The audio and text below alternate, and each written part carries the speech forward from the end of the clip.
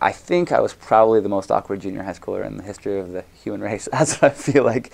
I was just a real sensitive kid, pretty book smart, but just really just not socially that great. And a group of people would be laughing, and I'd come into the group and I'd laugh, and everyone would stop laughing and leave, kind of thing. And I'm not saying that for pity. It was just like it was, you know, it was like that. And at youth ministry, you're supposed to be nice and loving, so they were all really loving to me in youth ministry.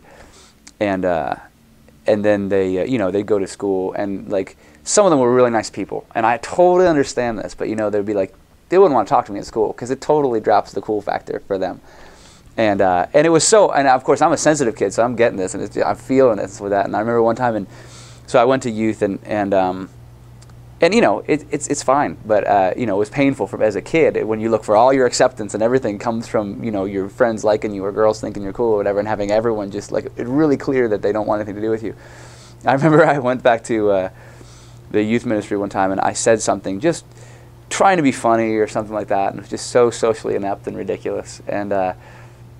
And I remember these, you know, that kind of look people get when someone says something really stupid, that kind of like, ugh, but try not to be, you know, mean about it. And of course, again, I'm seeing all this, like I'm socially inept, but I'm not dumb. And seeing all this, and just like it just racking my heart, and just like I remember just like feeling like I didn't want to live, and just like no one's ever going to like me, I'm never going to be accepted, I'm never going to be loved, and just having that thing hit me like a freight train. I went up in the balcony of the church, and there was something going on and whatever, and I remember really maybe really praying for the first time in my life, you know, where like actually having it like not like Mom bless my, you know, or God bless my mom and my dad and my, you know, little dog Spot or whatever, but it was more a thing of like God, and I actually said, God, will I ever have friends?